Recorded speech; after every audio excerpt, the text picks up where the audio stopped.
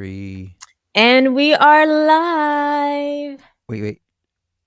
Okay, never mind that. We're Are we live, right? live on Are we live on my Instagram? I think so. Wait, I should look on my Instagram and see if it's live. My thing usually tells me, and I don't know why it's not telling me. No, we're live. We're Oh, live. Hey, okay. everyone, we're live. All right, we're You live. with Eric and Sarah, Pop Stars Anonymous. We Danny Dunnery dropped off. He's on his way to Liverpool, and the infrastructure in England is so bad that like if I go on like a highway in the U.S., I can talk on my phone and forever, and he can't do that. How's the Swedish? I'm in Stockholm, Sweden right now. I'm sitting here in my apartment and super excited about our first episode of Pop Stars Anonymous. Today so far, it's 1 p.m. here. Today so far, I've been to the gym. I went on a walk in the park. I talked to my mom. That's a big thing. And yeah, now I'm podcasting. So Awesome. Awesome. Yeah. So so this thing came about. We've been in the music industry, Sarat and I both, and Danny Dunnery, and it's like it's a grind even when things are well. Look, I've had record deals. You've had record deals. What were yeah, was it? yeah, I was signed to Virgin and Universal Yeah. years ago. And yeah, go on, Eric. What were No, you no. saying? It's it's interesting because my I had a drummer. We got signed to a small label. I was in a band called the Plums, and he was like, "What is this? What is the record company doing for us?" And I was like, "They're putting our records in stores and they're giving us tour support." And there was this weird, like record deals are like lottery tickets in a way. And I think people in the traditional industry before like social media, streaming and viral videos became the thing, I think people's attitude was a little bit like a record deal is going to save you. Did you have any of that when you like I got a record deal. I got a deal. Like it's almost like you think the work ends there in a way. Have you Oh ever had? yeah. Oh yeah. So my story is I got signed to, and I mean, I'm not bashing, because, if Universal calls me tomorrow, I'm taking the call, you know what I'm saying? But Yep, totally. so Universal called me and it was kind of like that, that fairy tale story. My song was on the radio and I pushed it there myself. Like I was hustling so hard as an independent artist, and I got my song on the radio here in Sweden. Universal calls me and is like, "We love this song. We want to sign." It was like that. And then I was also getting phone calls from like Sony and Warner all at once. So it Mm-hmm. was like really like a dream come true, right? Like they're all, but I didn't really have my breakthrough yet, right? Right. So once I was signed, they were still expecting me to do everything that I was doing as an indie artist, right? And Mm-hmm. and there wasn't like a lot of money behind me still. Right. So they were expecting me to do everything that I was doing before. However, now I couldn't release music however I wanted to. I had to get permission from them. So Right. whereas before I was releasing songs like, every other month or whatever, or, I was doing whatever I wanted to do basically. I was just like riding off of momentum. Now all of a sudden I had to go into, an office where some A&R would listen to a song that I had worked on in the studio for a month. It would listen for like 20 seconds and be like, not it, not it. You know what I mean? Right. And the people that I was working with, they got increasingly like frustrated too, because I mean, for the most part, they were working for free at that point, like producers and, oh, is that my phone? I'm sorry, hold on. That's my mom. I Poppy told her not to liquid. call. I told her not to call right now, but Of course. and so um yeah, so people were getting frustrated because, getting signed, that was supposed to be like a turning point, right? Mm-hmm. But we were doing everything the same, only now we can't even release music. So I was basically like what they call it, shelved. They Uh-huh. signed me because they were like, she's going somewhere, but she's not there yet. So we're not going to put a lot of money behind her. Right. So they shelved me. They signed me and then shelved me. And then I was in that contract for a few years. Mm-hmm. And that definitely killed my momentum. Um, and I would have done that way differently had I known, well, as the story goes, if had I known what I know now back Right. then, it would have been way different. I would have definitely negotiated some clause where it says that, that we don't need like it to be like a mutually approved release or something, or at least like, I get a release um without approval, and then they get it, and then following a release with approval, like something like that, where there's like a 50-50 partnership Hmm. so to speak. But yeah, Right. that's my story with the label. Yeah, well, it's interesting because I mean, I remember dealing with promoters even before getting signed, and then getting signed to my first deal. Actually, my first deal was a bigger deal, but that's with my bands. You know, me as the guy. I always had people around my age saying, like, "Dude, I don't hear the hit," and then I used to think, "What is a hit?" Right? So you hustled a song onto the radio and got traction, like she's going somewhere, Yeah. and then they start deciding that they know what to do when you're the one who actually did it, and they kind of marginalize your ability to do that. So Mhm. that's so I've always been like, if you think of songs like there's a song called Hocus Pocus by the band Focus. It's like a prog band. And it's a crazy yodeling nuts song. And it was all over the radio my whole childhood. And then there's Louie Louie and like these 3 chord hits and, Say a Prayer, by Aretha Franklin. Like it's like, so I read a thing from a Broadway producer. He said there's no such thing as a hit song if there's not a hit rendition. And I remember hearing that and being like, wait a minute. Why are people telling me what a hit song is? It's got to, you know what I mean? So I think a lot of people who weren't as qualified as me were telling me what I should be doing, and then there were people who really did know what they were talking about, and I didn't always know who to listen to, and I think I undermined myself by not trusting my instincts in a way, you know? Yeah. So I totally get that. And the fact Could that you elaborate on like the rendition part of the song? so right, What do you mean by that? well, there's an interesting thing. So, they called Frank Sinatra the chairman of the board. He would take songs that did okay and he would redo them, and they'd be hit songs. Um, William Houlihan said, I've done that. Yep, you listened to the wrong person. I think Billy Houlihan is a bass player. Right. So when you go to Yankee Stadium, have you ever been to a Yankee game when you were in New York? Mm, no, no. That's an experience. So what happens? You know the song "New York, New York," the Yeah. one Sinatra. Sinatra, right? These Hmm. little town blues. If the Yeah. Yankees win, they play that as they're walking off out of the stadium, Hmm. and if they lose, they would play the Liza Minnelli version. Oh, okay. And nobody really, I never knew there was a Liza Minnelli version. Mm-hmm. So Frank Sinatra has this rendition of the song that's a massive hit. It's on the radio constantly, Mm-hmm. and Liza Minnelli had, maybe got a little airplay for a while. So her rendition, it's the same exact song. Mm-hmm. So when you take that into account, when people say I don't hear the hit, it's like, well, like when you just play something for someone, it's like, well, what's the context? There's so many things, and I think at my age now, if I were going to go back and do it, I would just look for the magic, and I wouldn't listen to the noise. Mm, You know, yeah. I do think some of the people I was working with on different labels knew a lot more about how to market things than I did. Like we would do shows like in flannel shirts, and we were kind of a glam band, and it just didn't make sense. And then we started dressing up, and suddenly people cared. Rooms were, you know what I mean? So it's just Yeah. finding that spot, like of I'm trusting my instinct, but I'm taking good advice. That's kind of like the balancing act, right? Hmm. So how long did you stay on that deal? I was in the deal for a few, I want to say like 3 plus, because what happened was that the A&R that signed me left. That was also another thing, right? Like you want to make sure that the A&R that you're working with is still at the label, right? Because that's the person that's passionate about you and your music. And so when Mm-hmm. that person leaves, there's no guarantee that the other people at the label are going to be as passionate about your music, and that they're going to want to push you and develop you.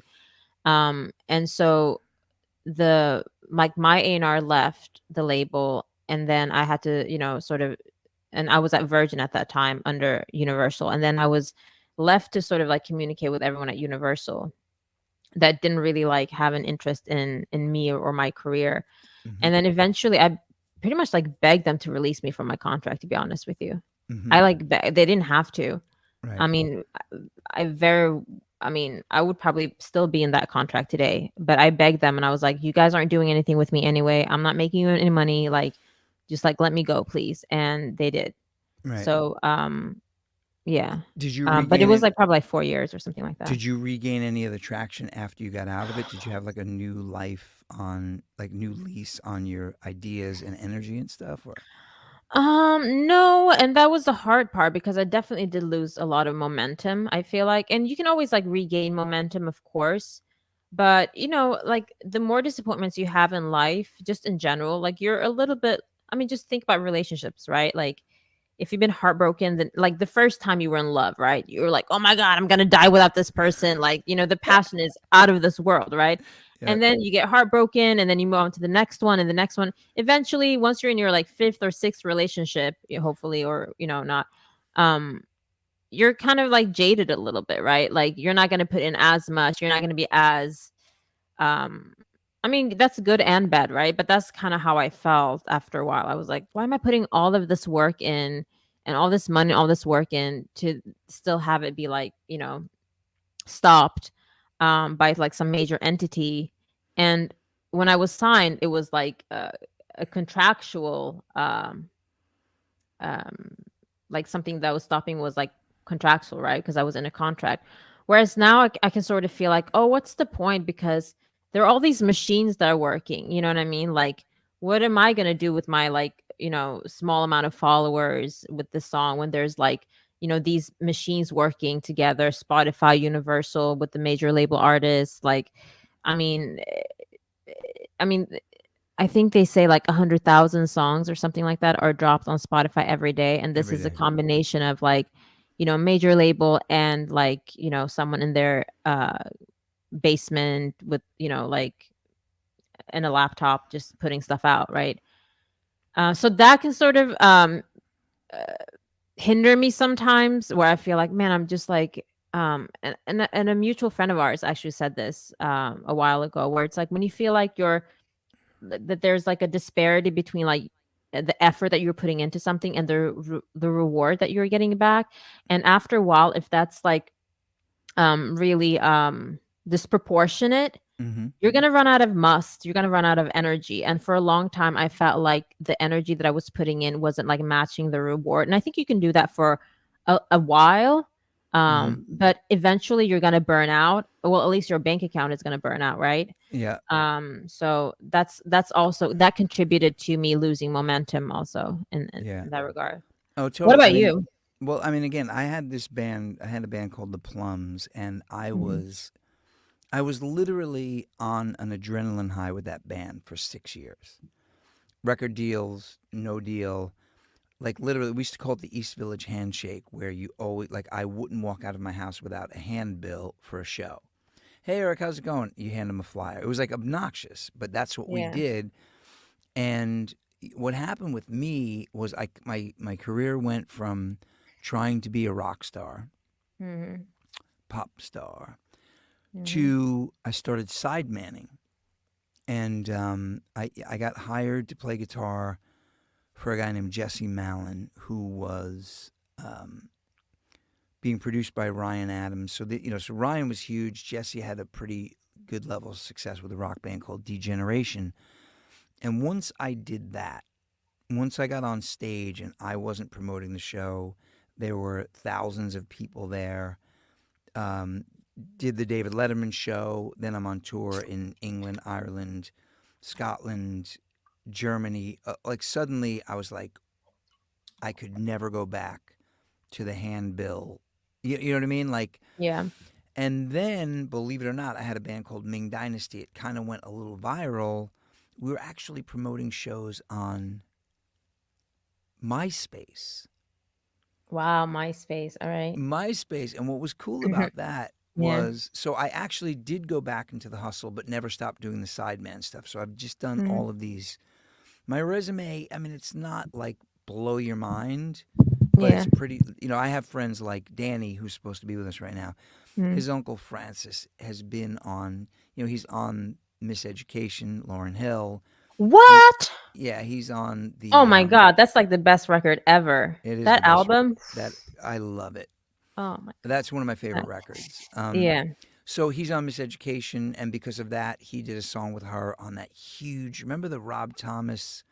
Remember Smooth, Santana, and Rob Thomas?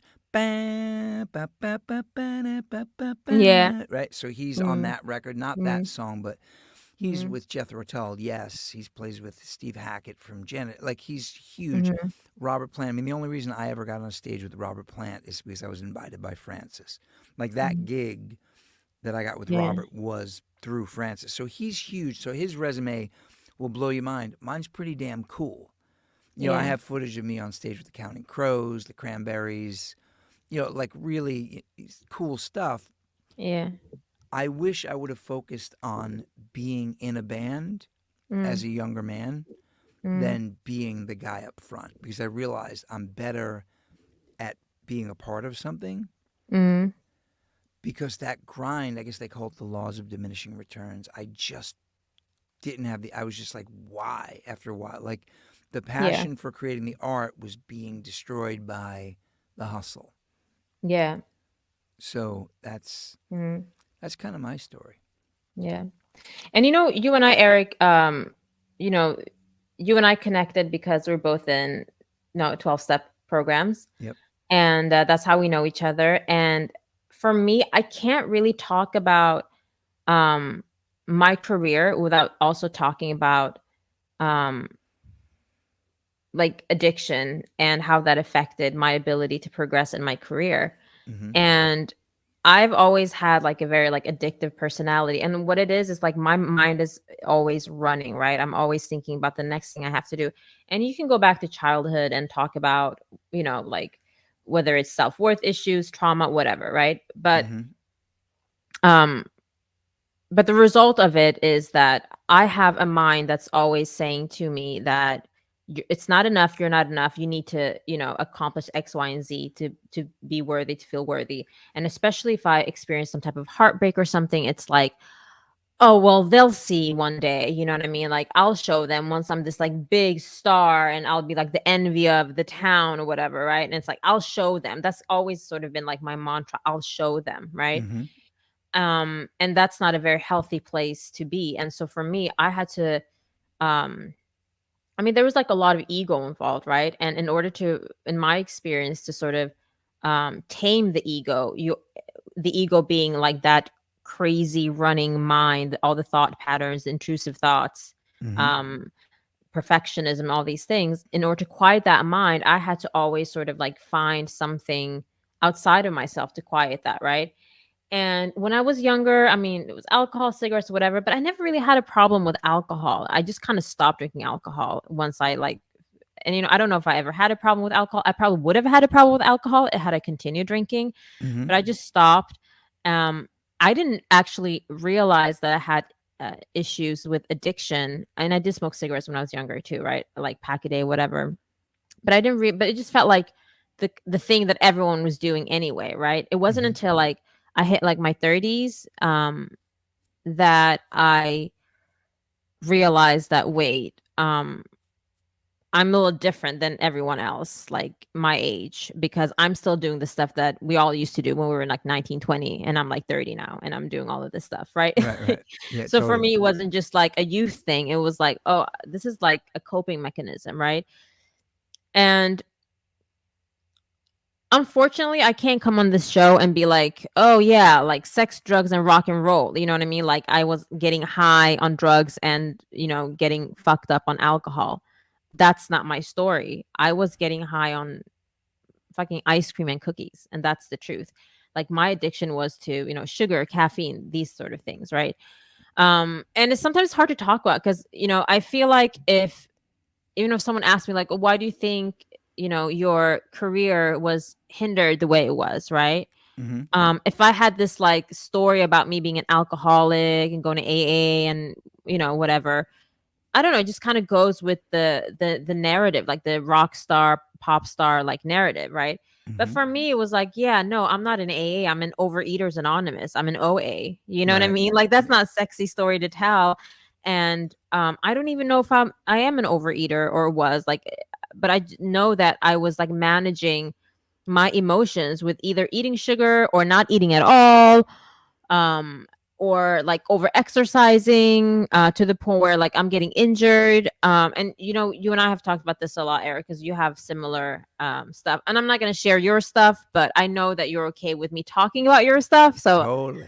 um, but yeah, so that's also a huge part of my story, and I never talked about it, which like further um added to my confusion in this industry, because Right. I couldn't really tell people, like, because they're like, you're talented, you have all these amazing songs, like why are you not releasing songs, why are you not like, you know, riding your momentum? And I just couldn't say that like, oh, you know what, it's because I had a binge, you know, I ate 10,000 calories last night and now I have to spend the rest of the week burning off all the calories, that's why I can't promote my new record.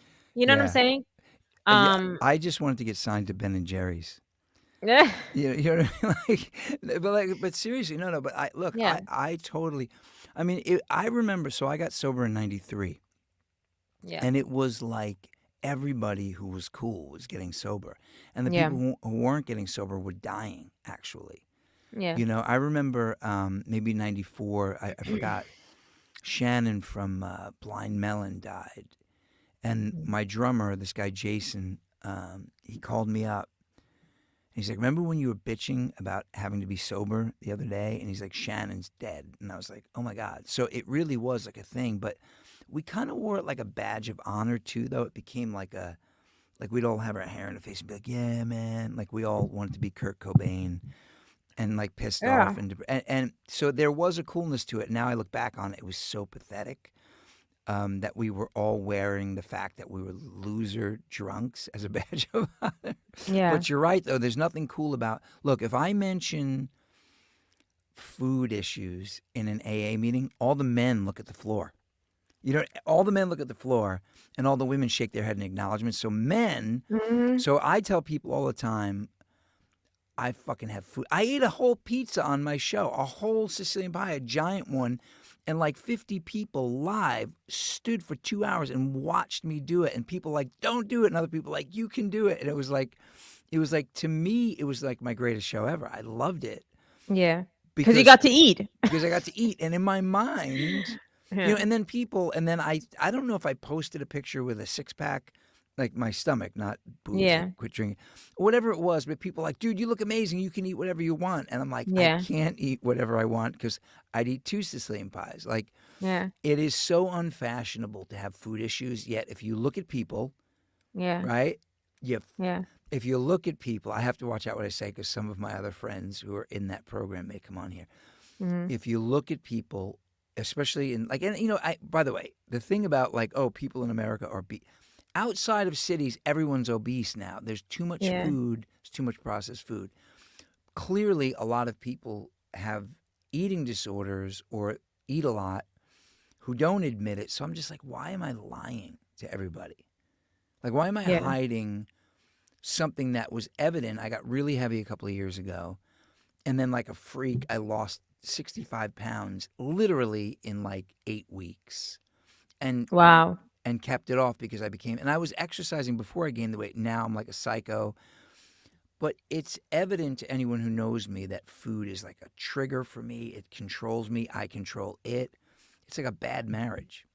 Yeah. So I'm totally with you on that. It's not how do we make it cool to have an eating disorder? I think we just have to talk about it, because I think it's specifically um well, okay, and we've talked about this before, so I think it's safe to say that, you know, you can relate to what I'm saying, I think.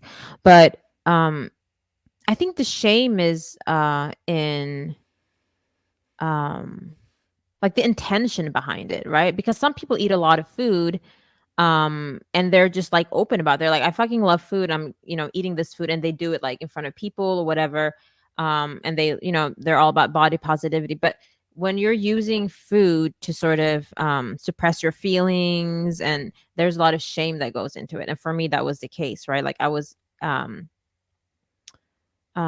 like eat a lot of sugar, like binges, because I needed to like alleviate the pressure that I felt. Whereas before I would like have a drink maybe. And I used to do that when I was younger. Like I was the first one to be like, who's up for a drink? You know, who's up for a drink? Like day drinking, evening drinking, whenever, right? I was always up for a drink. And now I'm realizing that, oh, okay, I was overwhelmed with emotions, right? And I needed to like suppress my emotions. And we learned that in program, right? But I didn't know this at the time. Same thing when I used to smoke cigarettes. It was like a very compulsive thing. And now I'm realizing in hindsight that it was to sort of suppress whatever anxiety and emotions that I was feeling. But with food, I think I don't know, for me at least, there was like a different level of shame with food. And I don't really I can't really answer where that comes from.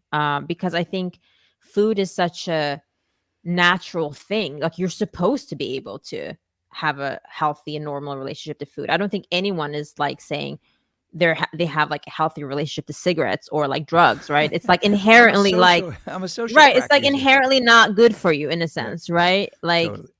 but with food it's like it's the most natural, it's like one of our first like relationships, if you want to call it a relationship, right? I don't know if you have a relationship with food, but Oh it's my God. still something that's very supposed to be very natural and organic, and you can't stop eating food. That's also another thing. You can, when you go to AA, it's like entire abstinence, like no drinks, like no cigarettes or no drugs. It's very easy. And right now I'm also in CAFA, Caffeine Addicts Anonymous, Hmm. because that's what we do in 12-step programs. We just add more and more programs. Yeah, I'll never join that one. I'll never join it. You know what? I don't know about CAFA because right now I'm like 20 days in caffeine free, and I think I feel pretty good, but I'm also kind of miserable. So we'll see. But I say Yeah, all of this to say, let's join a um, cult that makes us miserable. it makes us miserable, but that's also what it is, right? Like part of like self improvement is low self-worth, right? Because you're saying that I'm not good enough, therefore I need to work on myself, right? So the message that you're sending to yourself is that you're not inherently valuable, you're not good, right? Hmm. There's always something about you that's wrong, and that's an addiction in itself, right? Oh, totally. But I forgot what I was saying. Eric, go on. What were No, no, you were I'm chiming sorry I in? interrupted. I was just trying to have a little fun. Um, well, you were saying the self worth, it's a constant, like we're trying to prove ourselves, right? Yeah. So we add the addictions. The Yeah. only addiction I think I don't have or never had was gambling. I'm Yeah. too, I like nice things too much. So if I'm going to gamble $800 and I can buy like a guitar, Mm, I want the guitar. You know what I mean? Like, I yeah. just, the vapor, the waste of losing money gambling, I just can't get my head around that. But you Yeah. know what? All right, let's talk about the fun thing about food. It, no, but like, well, first of all, this is the thing, right? Like, surprisingly, an epiphany I had I was reading the book Hamilton, and, they get into the sugar plantations, like fucking African slavery was boomed because of the sugar island boom, because you couldn't have, because by the way, the word slave comes from the word slava. It Mm, used to be like white people that you would capture in a battle, and they would, a little blonde lady would work in your kitchen. African slavery boomed when people needed to work outside on the sugar plantations because little white people couldn't do that. They needed big. So the evil of sugar, when you wow. read Hamilton, a doctor would give you a sugar cube, 400 years ago, if you were wealthy, as a medicinal thing. Like, oh, take this sugar cube, it'll soothe your throat, whatever. Hmm.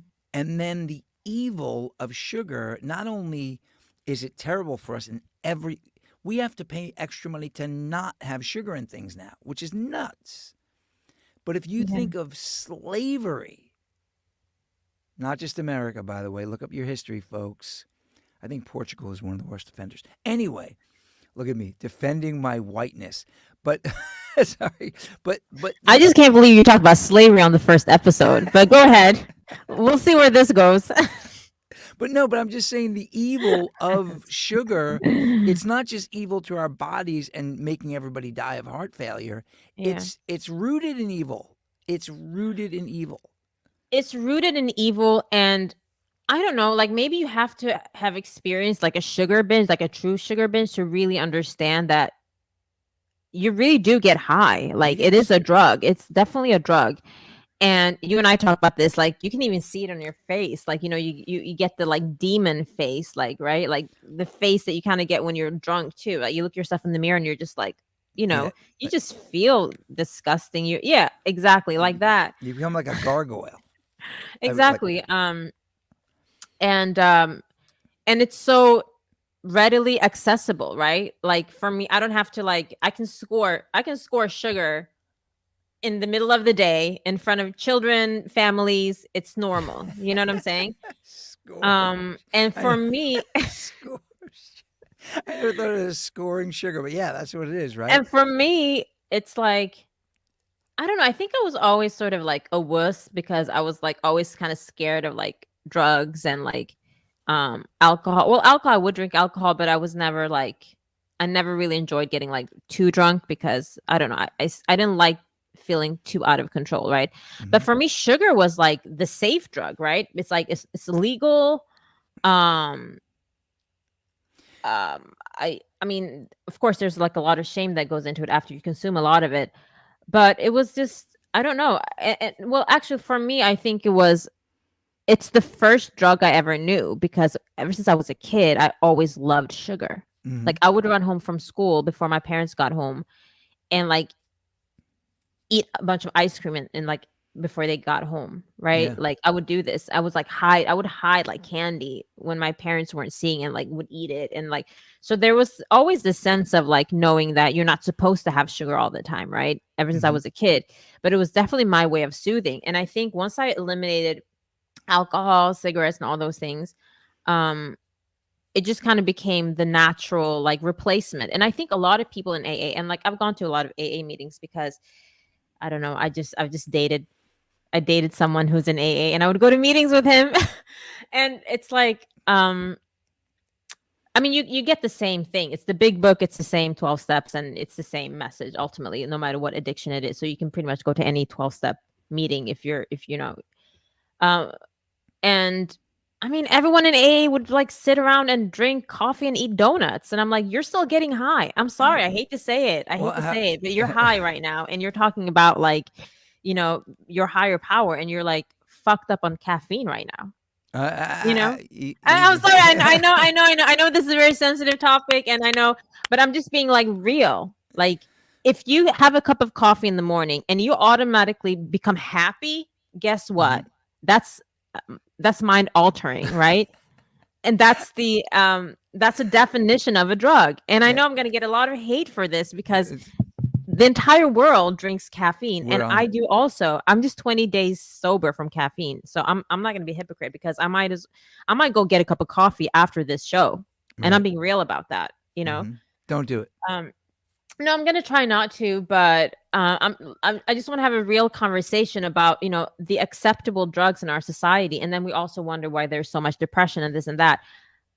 Before I quit drinking coffee, and that was just 3 weeks ago, I had just gone through a breakup and I was really sad. And I talked to you a lot, Eric, about Mhm. this, and I was crying every day and everything. And 3 weeks, and I stopped drinking caffeine around that time, right Mhm. after the breakup. Yep. And I just don't have feelings of depression and sadness anymore, right? And that's partly because it's been a few weeks, right, since the breakup, but Mhm. also I'm realizing that the coffee was contributing to my depression. Mhm. It was contributing to my depression. Wow. See, Yeah. I mentioned to Sheila that I was like, yeah, a few people I know from 12-step programs, they're in this thing called CAFA. And she's like, that's a thing? She was like shocked. She's like, that. But we have such a ritual around coffee. So we did Nespresso for years, the little aluminum pods. Yeah. But then recently I was like, I buy Tom's of Maine products so I don't get aluminum in my scalp and in my deodorant and stuff, right? Mhm. And then I'm like, why am I drinking coffee out of a little piece of aluminum? So that was a good thing. Mhm. Now I have that espresso pot that goes on the stove Yeah. and it bubbles up and it comes out the spout like when you're a kid. Oh, This is sorry, like sorry. porn.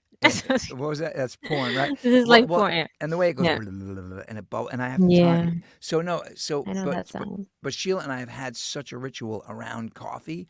So getting back to the rock star thing, I don't know if I could be a rock star without coffee, quite frankly. Well, that's also another thing about coffee. Once you consume it, and all I'm saying, this is all I'm posing, right? As you have your morning coffee this morning, just follow the thoughts and the emotions that you're having as you're consuming it, right? as soon as you consume the coffee, you feel like a superhero. You Oh feel yeah. amazing. You feel as though you've already accomplished the things that you want to accomplish just by virtue of having the coffee, because it's a drug. It's going to make you feel that way. Mm-hmm. And um yeah, coffee makes you feel as though you've arrived, basically, right? You're Mm-hmm. that person, like you're in fantasy land. Everything feels amazing. But I will say this about coffee, which is a positive, right? Mm-hmm. It's one of the drugs, even more so than sugar, I would say, that still allows you to, I mean, not all, but for the most part, what I hear is that people still feel very productive on Mm-hmm. coffee, right? So it's Yeah. not a drug in that regard that it I don't know. I rarely hear it destroying people's lives, although it did destroy my life because it gave me a lot of like issues with just like my mood was just like up and down because of it, right? Because I'm high when I'm on the coffee, and then I'm coming down, and then I feel a bit sad, and then I have to have another cup, and this um oh, see, William was hooked on Red Bull. Yep. I'm telling you, he's being honest. That's what we need. We need We honesty, need right? honesty. Bill's honest. He's right Um there. and so I so it did affect my mood a lot. I was very irritable, and I didn't realize that I was like more reactive and more likely to get angry Mm-hmm. about things when I was drinking coffee, whereas now I have the ability to pause and just sort of like be grounded in my body. Whereas like when I was on caffeine, it's like everything's here, like out here. Yeah. You know what I mean? Everything's happening here. Whereas now when things happen, it's like it's grounded. It's happening inside of me, and I can sort of like respond from within as opposed to from like, I don't know, a distance from Wow. like my grounded self. Wow. And Coffee. You know what's interesting? but just pay attention, Eric. Like pay attention as you're having the coffee. Yeah. Well, what's Yeah. interesting is we played when I was 15. I was in a cover band, and I was actually playing clubs. That certainly didn't help my alcoholism. That I was going to high school and then going to clubs 2 and 3 nights a week. One of the clubs I remember being particularly tired, and we were doing like a lot of like Rolling Stones, Led Zeppelin. It was just all classic rock back then. And I remember my mother made a big cooler of iced tea. And wait, hang on a second. Oh, look at this. I cut way down on coffee and I feel less anxiety in my body. Mm-hmm. I don't know about that. That's Eric, I'm no, gonna no, no. I'm gonna eventually I'm gonna welcome you to I the can't light. But listen. for I now, can't. enjoy your No, no. coffee. I'm listen. But I will tell you what was interesting is my mom actually made this giant pot of iced tea like in a cooler, and I Yeah. took it to a gig with me. Mm, And I was already a coffee drinker, but not at night. I would have a cup of mm. coffee in the morning. I started drinking coffee when I was 13. By the way, I started doing I lost my virginity, started smoking cigarettes, cocaine, all at 13. Like at 13, something Wow. happened, and I just went off the rails. Um, Cocaine as 13 is I wild. worked in a restaurant, Wow. and I'm not going to say Wow. the name of the person because people know Yeah. this person, but I worked in a restaurant with an older Mm, guy mhm, who owned the restaurant. He ended up dating my sister for years. I mhm. guess I just kind of blew him out. And he and his friends were like, hey, dude, try a line. It was just so, it was the late 70s. That's what we did. Yeah. So, but the thing about coffee is I remember drinking like almost this whole big cooler of iced tea and being like, boom, ba, da, boom, boom, boom, ba. I'm like twirling my sticks. Da, ba, da, ba, ba, boom, ba, ba, ba, boom. And I remember thinking, and it became a go to. If I'm feeling like shit or tired before a gig, but that's kind of it though. It's an energy thing though, and I'm ADD. So how do you get around that? I've been told by every doctor who's ever put me on ADD meds, which I keep quitting because I hate them. Mm. They say that the stimulant is part of what ADD sufferers suffer. So where's the line on that? Yeah. I actually think that coffee made my ADD worse, ADHD, because again, it was like a false sense of focus. It wasn't true focus.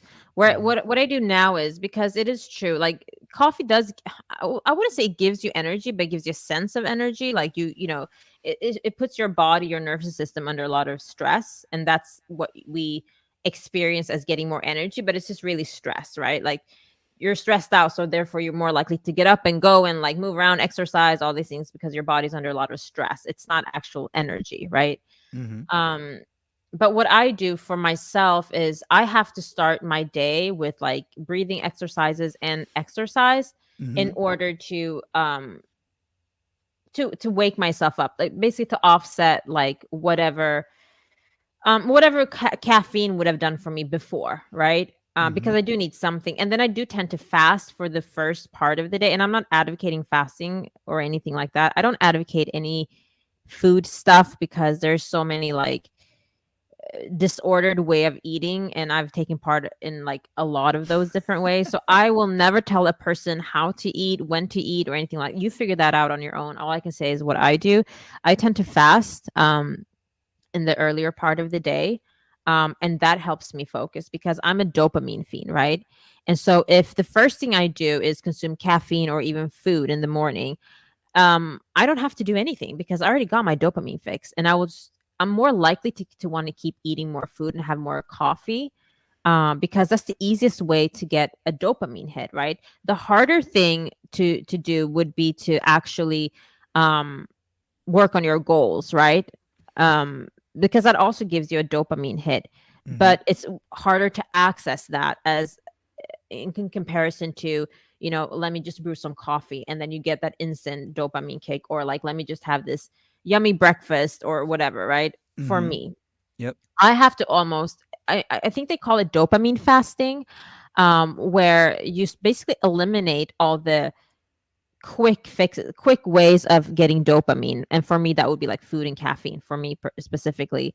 Mm-hmm. Um, and when I've removed those things, and social media too, I would say, when I remove those things, at least like first thing in the morning up until like lunchtime, I'm more likely to want to do other things, productive things, in order to raise my dopamine levels, and Right. I'm more likely to get work done. I Interesting. have to trick my mind that way to get work done. Otherwise, I'm a lazy fuck. Like, well, I'm not lazy, but I will take the easy way out. I Mm-hmm. will get a latte. I will have like, a bagel, and I'll just lay, in bed with my laptop and just watch YouTube videos for the first 3 hours of my day. Like, Yeah. that's what I All will right. do. You know. What I will say for sure is when I do long-term fasting, like what 3 days, I Mhm. absolutely am more productive. I'm more focused, and that feel. And I never thought of the accomplishment, the achievements, as a high, but I always feel high when I remember this really weird thing. I did a record called Yellow Tiger with my band Ming Dynasty, and instead of going into a studio, I bought Pro Tools, microphones, recorded it with the other, the Ming, the girl in the band. And I remember when that record was done, feeling like high for like months because I did it from soup to nuts. Nobody else was involved other than the co-writer and co-performer, and it was kind of what was in my head ended up on that CD. Mm. And then somebody said, "Dude, how much did that record cost?" And I said, "X." And they said, "Dude, you could have like, put a down payment on a BMW." And I was like, "What?" Like, it sounded so stupid that this guy said that. He had no idea what my body wait, what was that? Totally with you on this one. Cleaning is my dopamine fix. I don't know. The person who made that Mhm. comment, we live together. I hope you get like Wait, is that a Sheila? quick. Yeah, I'm totally. I'm I totally love kidding. it. That's No, I'm kidding. As a matter of fact, the truth is, I uh-huh, opened the door uh-huh, yesterday when I came in, and I saw that the floors were clean and stuff, and like I was like, mhm. oh, that's amazing. So Sheila cleaning is my dopamine fix. But no, but so the thing is, so I get that, and that really is an interesting way to. I'm not quitting coffee. I mean, I'm telling you No, right now, I mean, I don't on think you my will. by the way, on there's that thing people say like, oh, nobody ever said on their deathbed, I wish I would have spent more time at the office. I'm either going to say that on my deathbed. I'm just going to look at my family and say, I wish I spent more time at the office. But Uh, I'm actually on my deathbed. My last breath is going to be, I wish I would have drank more coffee. I Like, mean, don't get me wrong. It's like till this day, every day I think about a latte with I usually put sweetener in it, and like I mean that's the most amazing thing. Like I've never felt so amazing, but it also destroyed my life. Honestly, coffee is the reason why I'm not in a relationship right now. Hands Right. down. Fortunately, I have a lot to clean you, Jerry. I should just call. If I would have seen the word jerk, I wouldn't have posted that. I just saw I have a lot to clean. Well, so no, the latte. Well, this is another thing too, right? Mhm. Sheila drinks. I mean, like I don't know, twice, 3 times a year. I never see her drink, right? Mhm. But she still will have a. I don't know. When I got sober 31 years ago, that's when I realized, oh my God, I get wasted on sugar. I'm telling you right now, and I'm sorry, Sheila, that you have to hear this, but I have a friend who we were East Village AAers. And one night we went and got a couple of pints of Ben and Jerry's and slept together. We actually got so blown out on ice cream and we woke up like I did the walk of shame. We did the walk of shame that like and then we spoke to each other like 2 days later and we were just like, what the, like it literally was that bad for us that I mean, we were friends. It wasn't like nobody was being like, we were both single, we're adults, the whole bit, but it wasn't something that I wanted to do necessarily. I don't think it's Yeah. something she wanted to do. And we did it because of Ben and Jerry's. As a matter of fact, it was, it was chocolate cookie dough. Oh, and the other one Oh, was it's gotta be half baked. It's gotta be half baked. Oh, maybe half baked may have been like, I think we both choose our oh, own it's been flavor, yeah, but that's bad. Like that was like, yeah. but, wait a second. Is Sheila really mad? Sheila, are you still on? I think she's mad at me for my. For not cleaning. No, Well, no, you not no, have no. I'm not bad. Look, I can't stand things on surfaces, so I'm the person who goes around and just gets rid of things that my son or daughter or Sheila or me left yeah. on tables the night before. Sheila does the deep dive, and but the thing about caffeine, Sheila just said she's drinking less caffeine now, and that may be true, but it's a Mhm. ritual for her. So now, instead of having an espresso or the French press, Sheila broke 2 glass French presses in like 1 week. She broke her old one that she had for 20 years, replaced it, broke the second one. Maybe it's a sign. But now we use the espresso pot. I forgot what you call that, but it's green and red. It's Italian. Mm. So it's kind of like, it makes me want to speak Italian, but I don't know how to. And but that we have such a ritual around. So what I do is I use the spinner from the Nespresso. So you froth the milk, and I put cold milk in the bottom of the cup, then the steaming hot, and it goes. I'm definitely addicted to coffee. I can't even imagine quitting. No, it's a ritual. I'm telling you, like coffee is the best thing. I But love, yeah. but it's also you're also getting high. I mean, I'm just saying, like, let's be real about it. That's all I'm saying. Like, have your coffee. It's socially acceptable to get high on coffee, so enjoy it. And um, Well, I'm just trying to think if I even I don't know if I could get on stage. I don't know if I have a personality if I'm not on coffee.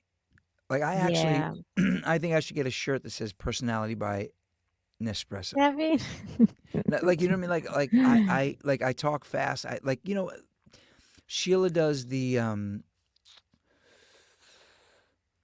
don't want to call it social styles because that's like a brand, but Sheila does the the training for people's personality styles, social Mhm. styles, personality. Oh, that's cool. Yeah, and it's and Sheila's an analytical and I'm an expressive, and they have. But I wonder if my personality would just completely change. I've been drinking coffee since I'm 13, so what would my personality become without it? Would I still think the same way? Well, for me at least, I'm definitely more I think I'm a slightly more outrageous when I'm on coffee. Like because like my mind like I'm talking really fast. I like there's not like I mentioned the pause. I'm more likely sort of like to pause when I'm not drinking caffeine, but when I'm drinking caffeine, I think I'm funnier when I drink caffeine too. I think Nothing wrong with funny. um I don't know, like it does have a lot of benefits. I'm just like more, like I'm happy, I'm fun. I'm just like, um but the anxiety, man, the anxiety. And for me, I am, I do take my I mean, I don't know if I want to say step work, but I do take my relationship to my higher power kind of seriously these days. I have to. It's kind of like the life or death thing for me. And I just kind of can't really like afford right now to not be connected to my higher power, to God. You know what I mean?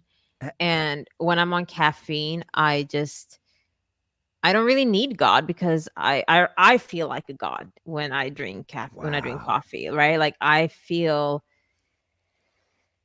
yeah, I feel like a god. I feel amazing when I drink coffee. Like I feel like whatever problems I have don't exist. There's nothing I can't do. But when I don't drink coffee, um I don't know, I feel my feelings more. There's definitely like a sense of sadness in me that I don't have when I drink coffee. When I drink coffee, there's like definitely like anxiety and depression. But I'm not dealing with my feelings, right? It's just more underlying. When I'm not drinking coffee, I feel my feelings and I have to deal with them. And I haven't really felt like I'm truly healing from childhood trauma or, low self worth and all these things. I don't feel like I didn't really feel like I was dealing with them since until I quit drinking coffee because that was kind of like the last house on the block. And Yeah. I know that in program they say that, OA, like food problems is like the last house on the block. You kind of deal with, the crocodile that's the closest to the canoe, they say, like cut the rope closest to the throat. I mean, Can I ask you a question? Who there's so makes many like these? AA sayings, like cut the rope closest to the throat first, like, like get rid of the crocodile that's the closest to the canoe. All these things, Who right? the And fuck makes this shit up? I'm so. I Can don't I? know. Like I feel like I'm gonna. program has a lot of like sayings, and it's just like we're all in a cult, right? But and I do think that's true, right? Most people that go into program for drugs or alcohol, that's like the most, uh, Yeah, that's the like rope close. life threatening thing, right? That's yeah. And I. after that, people might go to like SLAA, like sex and love addicts. After that, they might go to ACA, like what does the ACA stand for? Adult Children of Alcoholics, I Alcohol. guess. Yeah, I mean there are all these programs, right, that like follow the most like life threatening programs. And for me, they say that OA and Eating Disorders Anonymous or whatever, that's kind of like the last house on the block. But I would disagree and say that I think Caffeine Addicts Anonymous, as far as in the world of program, right, 12-step programming, is the last house on the block, for I, real. I got to tell you, I'm I'm not even hearing about caffeine right now. I'm fixated on the idioms. I am gonna write a book called. What do we have in program? So we have what are some funny ones? Well, What do you like. say? Well, first of all, see, this is the cult language that I cannot stand. Right. So if Yeah, I know. anybody listening who wants to join a 12-step program, look, I had some old guy say to me when I first came in, I said, I don't want to be brainwashed. He said, Mhm. sometimes a brain can use a good washing, which I thought was really funny because I Yeah. needed to get sober, right? But Yeah. oh my God, the 12, like when people do it started off like, they would say the serenity prayer and then they say, keep coming back. And then it's like, keep Yeah. coming back. It works if you work it. Then it's like, Yeah. keep coming back. It works if you work it. You're worth it. You work it. Then it keeps coming back. And people are like, keep coming back. It works if you work it. So work it and you work it. You're Yeah. worth it And you're and live worth it. it. And I'm Yeah. just like, fucking shut up. This is like church. It's like, Yeah. and it's, I don't know. It just gets like, it gets, It's a little cultish, for it's sure. totally cultish. And then Yeah.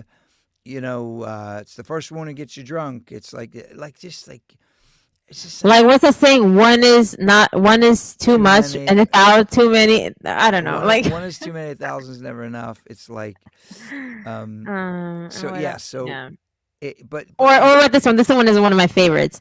Um, if you want to recover, Mickey Mouse could sponsor you, and you'll recover. If oh, you're not ready to recover, Bill Wilson could come back from the dead and sponsor you, and you would still not recover. but who? I don't know. Listen, I got to tell you, like this, it's almost like who thinks those idioms are worth anything? Like though when people do repeated language like that, like Yeah. I had a girlfriend, and one day she said, "Get her done," and she was Yeah. from outside of St. Louis, so I was like, "Oh, is that Yeah. like a cool Midwestern thing?" And then I heard it on TV. I was like, "What the fuck? Don't do that to me. Repeat something from Seinfeld or whatever show it was." Ugh. Yeah. And when people, George Orwell and his rules on writing, Mm. I just thought to myself, do you think Julius Caesar was drinking coffee before he declared himself dictator for life? Anyway, but so no, but the thing, so Orwell and his rules of writing, he said, don't use, like, he had cool rules, like don't use a big word where a small one will do. But he warned people about using like cliches and commonly used idioms and stuff because there's no meaning to it. It's just something you repeat, Yeah. right? So it's like if, instead of explaining how a woman loved somebody but he ended up being her downfall, I could say like all is fair in love and war. That doesn't mean anything. It doesn't carry Doesn't any mean, yeah. emotional weight, Yeah. right? There's no pictures, there's no Yeah. real description. And that's when people just say, "Oh, keep coming back." It's like, shut the fuck up. Like, you know what I mean? Like what the fuck? Like, I don't need you repeating. And that's what American politics, I don't know about Swedish, but that's what it's like. Oh, that's because Donald Trump said, oh, he said she eats dogs. Oh, she, was the border czar. It's like nobody is thinking. They're just saying words. And when I hear it in Yeah. AA, fuck you. And Sorry. like for me, I always got frustrated in meetings, like when people would just kind of be like, "Oh, and then like, my life is so amazing because of higher power, blah blah," like almost like brainwashed. And I was always like, "Why are all these people so like happy go lucky?" Like I was like, "Are they Uh, being real?" Because I didn't feel happy go lucky. Like when I'm like completely sober from everything, I'm definitely not like happy go lucky. I'm like on edge. You know what I mean? I'm on edge. I'm like, I need something like, um, yeah. I mean, there's so many, oh, there was a let me guy, think. Sarah, there was a guy in one of my meetings. His name Mm, was Freddie. Grew up in the projects.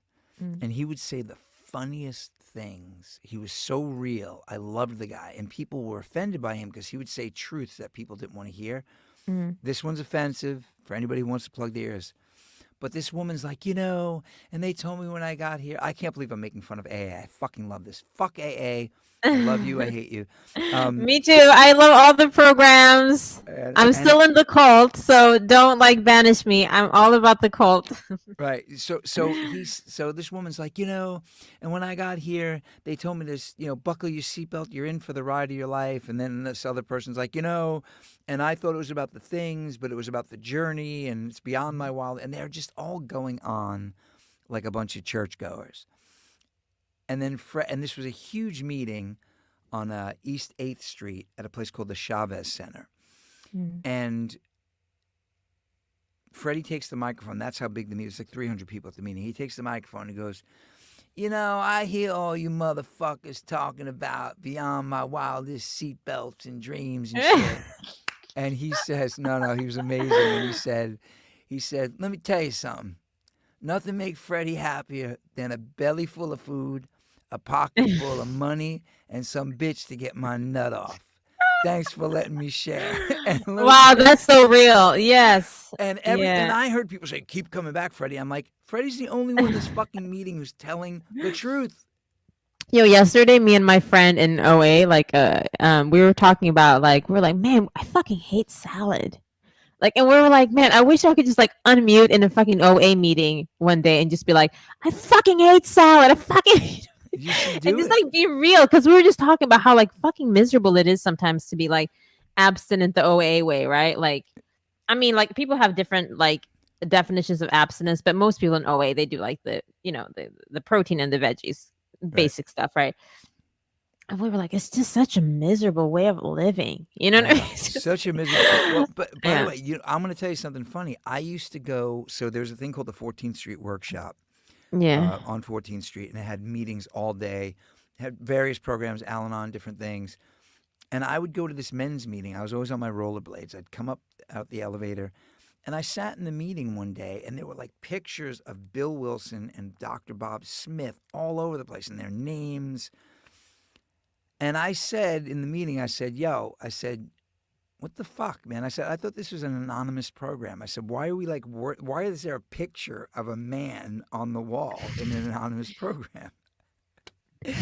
And and these guys got mad at me, like, "Keep coming back." I'm like, "You keep coming back." I said, "This is about." Like, you have nowhere to go. That's why you keep coming back. Like, And these were like snowflakey East Village guys, and I was always like just like this crazy Long Islander. yeah. And they asked me to leave the meeting, and I said, "I don't have to, but I'm going to because you guys are annoying." So I left. And then Yeah. every time I'd go to the meeting next door and that meeting was in progress, I'd roll up on my rollerblades, real stealth like, and I'd open the door and I'd say, "AA sucks." And I'd close No, the you door, and didn't. I Did you swear to really? God, and they'd come out looking like for who it was. Oh, that's I hilarious. was like an AA terrorist. By the way, speaking of being a pop star and fame and fortune, I just have to let you know Mhm. that my cousin, who's a painter and a very good Mhm. painter, I have a friend who's an artist, Joshua Davis. Mhm. Check him out at Joshua Davis. I mean, he's huge. He's all over the world. He's one of the biggest now electronic artists in the world. But Mhm. my cousin Michael said if he didn't make it as an artist, he's like, I could always assassinate a politician. And I was, wait, I didn't say Michael, right? It's my other Mhm. cousin, Tony. Like anyway, but like when we were kids, that was his thing. He's like, well, if I don't become famous, I could always become infamous. like, Mhm. so you talk about like powerlessness, man. Mhm. All right, hey, so we're at the top of the hour, and this was fun. This is cool. So next That was week, fun. Danny Dunnery's going to. So now, Surat, let me ask you a question. When you get high on coffee and rant and rave, do you rant with a Swedish accent or an American accent? Like when you're pissed. Like, do you say, don't "I know. I like you don't think fucking mascot," or do you say, "Hey, you like on a I spectrum don't know, from man. one?" I haven't done that in many years. I don't think. I don't know. Really? I'll have to think about that one. Yeah. No, no, because I mean, I haven't really ranted like that. I mean, although my ex would probably, disagree. I don't know. Let me think about it. well, the reason I'm curious is because like when I get pissed off, like I was driving in Northern England once, and we're gonna have to wrap up after this, but I was driving on the wrong side of the road, and I didn't know what I was doing, and I hated it. And like I think I told you this recently, I'd been going to England for years, just never drove. Like Sheila would come with me, and she would drive, and I wouldn't drive. And then I'm driving on the wrong side of the road, and I'm being extra cautious, and I slowed down to let some guy in, but I had the right of way because of the wrong side of the road thing, and I didn't realize it. And as I'm slowing down, the guy goes like this. Like he throws his hands up, like, "Why are you slowing down?" And I went, "Hey, fuck you." And like this English guy was just like, because I went full outer borough, Long Island, New York on this guy because I was trying to be polite and he didn't appreciate it. He had no idea what I was suffering. I had no idea that he didn't know what I was suffering. And I just went, "Fuck you, buddy." And it was so guttural Long Island that I realized if rage comes, I'm from Long Island. Like that's it. So I kind of weird, international school, living abroad. Well, I always spoke both languages. They're both my like native languages, Swedish and English. So I don't really have like a default language. They're both, but I think I lean more towards like English. I think. Mm-hmm. Um, But what about the accent? Do you ever speak English with a Swedish accent? no, no. Like, uh, uh, this is how Swedish people would speak English, right? Like, hello, Eric. How are you today? Okay, very nice. Then we will have this podcast today. That sounds very nice, Eric. That's how like a Swedish person would speak, and I'm talking like super a Swedish person who hasn't like because a lot of Swedish people they're able to sort of like pick up like some American accent or British accent. They're kind of like somewhere in between. But I would say most Swedish people kind of talk the way I talk when they speak in English. Like you would hear it. Right. Or yeah. Interesting. Very interesting. And when you're Swedish and you're speaking, when you're an American and you're speaking with a Swedish accent, this is what it would sound like. Okay. No, wait. You're American and you're speaking Swedish, right? So this is if Eric, you were speaking Swedish. This is what it would sound like. Okay. What do I say? Ja, men, hold on. Hold on. No, let me think.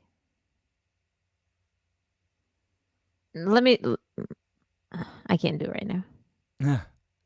You do. Come on, you do it. Well, I don't know. I just got like overwhelmed for a second. I was like, I don't know what to say. If you give me something to say.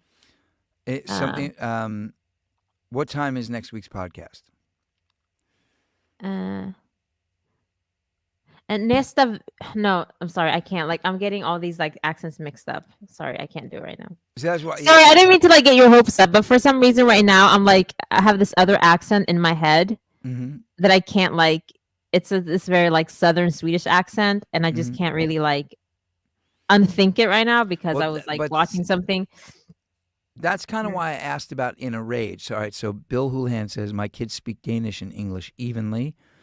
And then he said, my Danish father-in-law said I spoke Danish like I had a potato in my mouth. Well, it's funny. Well, I mean, you're from Long Island. You speak everything like you have a potato in your mouth. That's our curse.